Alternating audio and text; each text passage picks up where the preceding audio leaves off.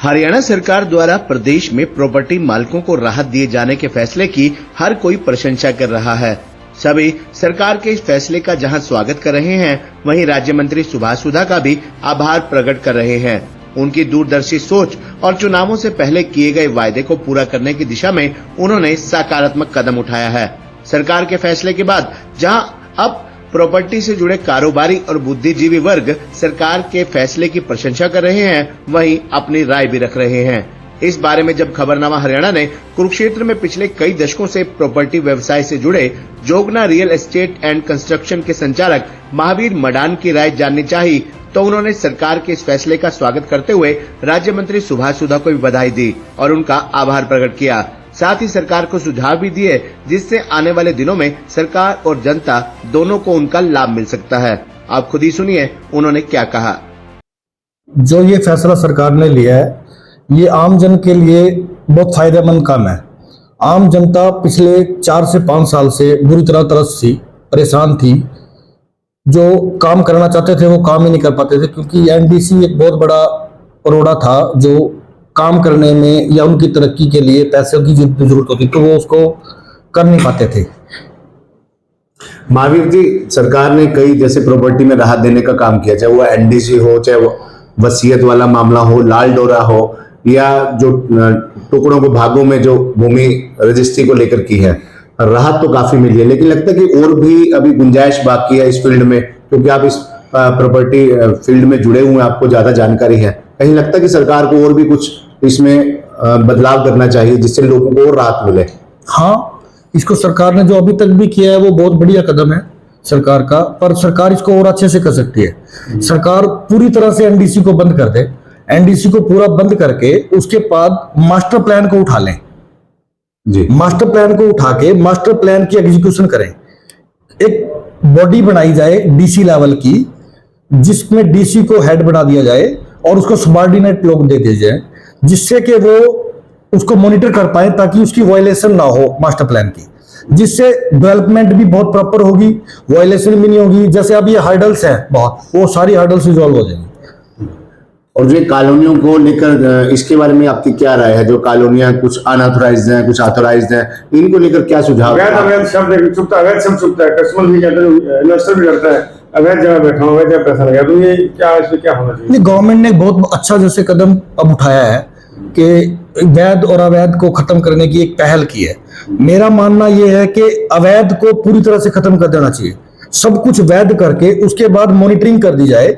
Monitoring में जो पैसे हैं डेवलपमेंट के लिए वो आदमी के ऊपर डाल दिए जाए जो परचेजर है, और उससे दो फायदे होंगे सरकार को। एक तो रेवेन्यू जनरेट होगा प्रॉपरली, कभी रजिस्ट्री नहीं रुकेगी, कभी राजस्व विभाग को कोई प्रॉब्लम नहीं होगी। और दूसरा, जब डेवलपमेंट की बात होगी तो पैरेलली जो निकाय है, निकाय के पास इनफ पैसे होंगे जो कि डेवलपमेंट में लगा पाएंगे, जिससे डेवलपमेंट भी चलेगी, राज्य की भी और जो लोग वहां रह रहे हैं उनकी भी।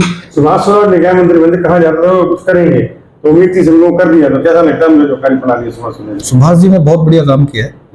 सुभाष जी का जो ये काम है ये प्रशंसनीय है। मेरे ख्याल में उनको और सुधार की थोड़ी जरूरत है, और उस सुधार के लिए यदि सुभाष जी भाई साहब को हमारी भी जरूरत कोई होगी तो आप भी साथ हैं उनके साथ। रियल एस्टेट कारोबारी क्या करना चाहेंगे और सरकार क्या करे जनता के लिए? रियल एस्टेट बिजनेसमैन क्या क्या और सुधार चाहेंगे? जो अभी तक सरकार ने किया है एनडीसी और उसके लिए वो बहुत है, बट सरकार को और भी कई 3-4 सेक्टर्स में काम करना चाहिए। जैसे जुमला मालकान मुश्तरका और सामला देश के रिगार्डिंग एक बहुत बड़ा केस है ये, जो पंजाब और हरियाणा का मैक्सिमम लोग इसमें सफरास है। मेरे अंदाजे के अंदर 45 to 50% लोग सफरास है। इसके ये जयसिंह वर्सेस स्टेट का केस था जो सुप्रीम कोर्ट में रिव्यू पिटीशन के लिए गया हुआ था। उसकी 7 तारीख से शायद परमानेंट सुनवाई है, 7 परमानेंट हियरिंग है। एक तो वो यदि एग्जीक्यूट हो जाता है तो उसमें भी 45% से 50% लोग ठीक हो जाएंगे। वो अपने आप, जो अब लास्ट चुनाव में देखा गया है कि लोग बुरा अगेंस्ट थे, तो अगेंस्ट टूटेंगे, वो ठीक हो जाएंगे। दूसरा,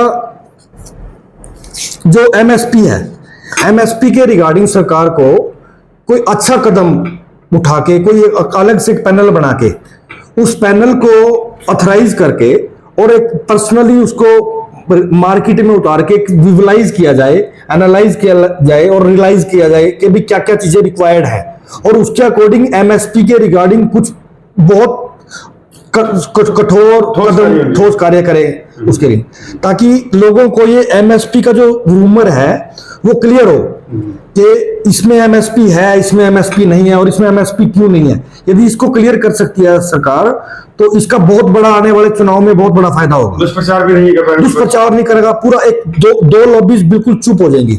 पहले जुमला मालकान मुश्तर से, और दूसरा जो एनडीसी का एक डिपार्टमेंट था वो बंद हो ही गया। एनडीसी ने पहले जान ले रखी थी सरकार की, तो ये होने के बाद सरकार फायदा ही होगा। और बात है जो किसानों के लोन हैं, छोटे किसान हैं जो उनके कर्ज माफी की मांग मुख्य मुद्दा है किसानों का, तो संभव है, ये हो सकता है कि आपका सुझाव क्या? हाँ संभव है, किया जा सकता है, पहले भी सरकारों ने किया है। इसको भी ऐसे ही करके एक सिस्टमेटिकली तरीके से किसान को डिफाइन करें कि एक तो किसान बिजनेसमैन के साथ किसान है, उसको किसान नहीं मान सकते हम, जो बिजनेस भी कर रहा है किसान भी है। एक सिर्फ किसान ऐसा जो कृषि के ऊपर ही है, डिपेंड है, वो किसी भी कास्ट का है, उसके साथ जाए और उसका जो नॉमिनल जो है, जो उसको बैंक ने इनिशियल 3 लाख या 5 लाख दे रखा है, कर सकता है। मेरे अंदाजे के अंदर ये 25,000 करोड़ से ज्यादा नहीं होगा, और 25,000 करोड़ सरकार के लिए बहुत बड़ा अमाउंट नहीं है, पर ये रिलीफ जो होगा 40% लोगों